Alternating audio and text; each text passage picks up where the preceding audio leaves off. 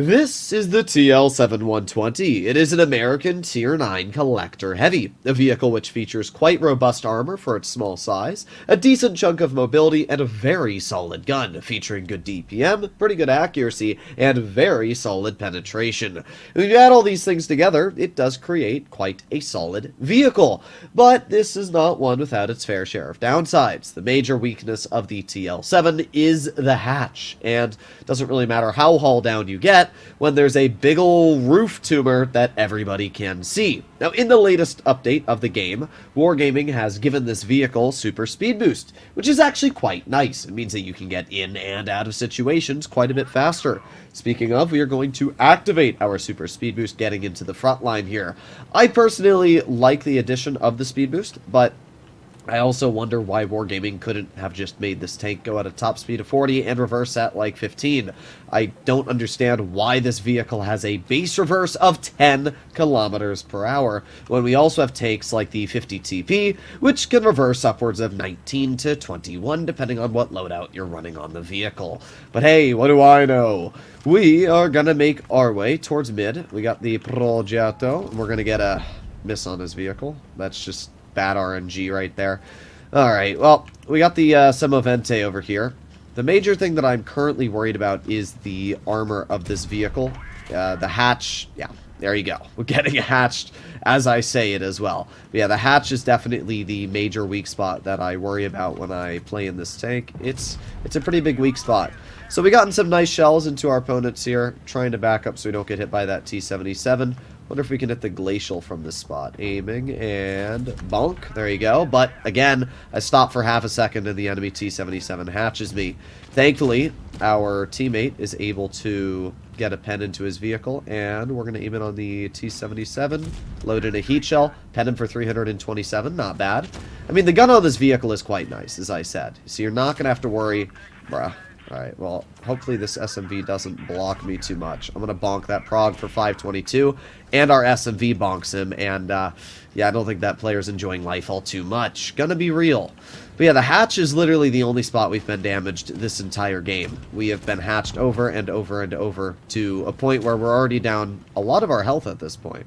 We have the T-77 off to the side, and while that is a threat, I'm not too worried about that vehicle, mainly because of the fact that we have a pretty good gun. We were able to get a nice bonk into that T-77, bring him down to a one-shot. We do have some deadly vehicles over here. Hopefully our T-30 is able to get the clear on that 252. Let's aim it on his side. There you go. Nice 384. Again, though, you can see this thing's awful reverse speed. I mean, 10 is a joke. We do have our speed boost available, so we can use it to get in and out of position, but still, it's just a joke that this vehicle reverse is so dang slow. Alright, well, we get one nice shell out. We're going to aim it on the T-30, and we're going to aim it again. Bonk. There you go. Nice 432 shot. Thankfully, with the super speed, we are able to back up at 20 kilometers per hour, which is pretty nice. Let's see. This time I'm going to aim over here, and I'm going to hopefully... Well, we'll see. I'll just aim it on the T-30 if I can. Oh, broke my gun. There you go. That's what I wanted, though. We were able to clear the enemy 252. That shell actually went into our lower plate and wasn't actually a hatching shot. So we do have the T-30 off to the side, and we're going to aim it on that.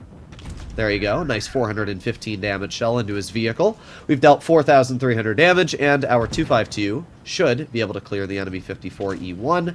Well, he actually low-rolled it, but that's fine. We gotta win anyway. So, we can see the capabilities the TL7 has. We can also see the weakness that it has. Personally, this tank would be a lot better if they removed the hatch. That's just a fact. But, as I said, they could have also buffed the reverse speed. They could have given it a little bit more mobility. But hey, we blocked 1,800 damage. We were able to deal 4,300, and we got an ace. So that means we're going to net upwards of 160,000 credits. I actually like this tank. There's a lot of people that don't like this vehicle. I think the gun is quite solid on this tank, and if you're able to pair the gun with the alright mobility and very, very good armor profile on the upper plate, you can actually do fairly well, as you saw in that battle. But to be fair, it was a tier 8 game. Let's see how this vehicle performs in the tier 10 battle. Well, I guess we're not getting a tier 10 battle. We're getting another tier 8 game, but I'm not going to complain. That is a free, hopefully, win for me.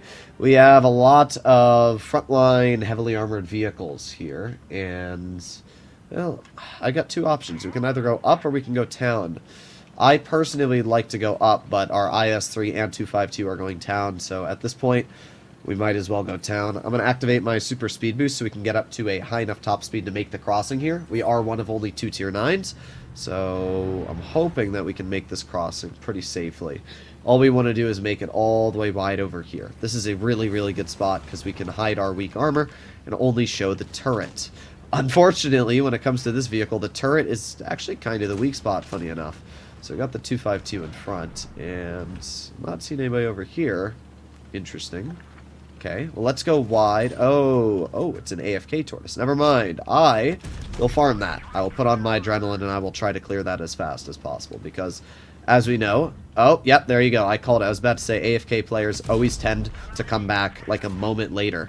So now we have 4,000 DPM on us. It is a good example, though, of how you always want to make sure you are trying to clear the AFK player when you have the opportunity. At least we got a nice pen in. We also got a bounce. You can see the armor on this vehicle, especially when I'm hidden through a bush. People don't really know where to aim. It does get some pretty good bounces, so we're going to aim it on that tortoise again. There you go, and look at that, another bounce. He's hitting our upper plate, which means he's not able to pen us. So, not a bad result. We do have the SMV in front, and we're going to reload, aim it on his frontal armor. We'll load a heat shell just to guarantee the pen. That one actually went into our lower plate, but we're doing pretty good at this point. We've been able to bleed out our opponents quite a bit.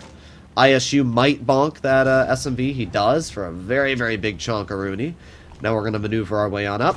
Get a bonk in ourselves, 423. We do get penned, but I'm honestly not too worried about that. We have the BZ-68 up top, though. That could actually hurt quite a bit. It didn't, because we're quite lucky, and that player made a big misplay over there. Okay, well, we're doing pretty good right now. I'm definitely worried about that BZ, so what I'm going to do is I'm going to put on our super speed. I'm going to roll off to the side to a position, there you go, where the BZ is not able to hit us. Then we can put on our adrenaline. We do get hit by the Super Pershing, but that's alright. Easy pen into his lower plate for 420, and that player's not able to do anything to us anymore. So up to 3,000 damage at this point. The only player left that we really want to bonk is this BZ, so that's who we're going to push up on.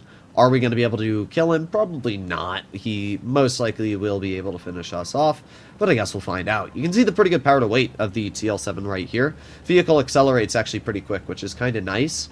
We're just going to aim it on his vehicle, and there you go.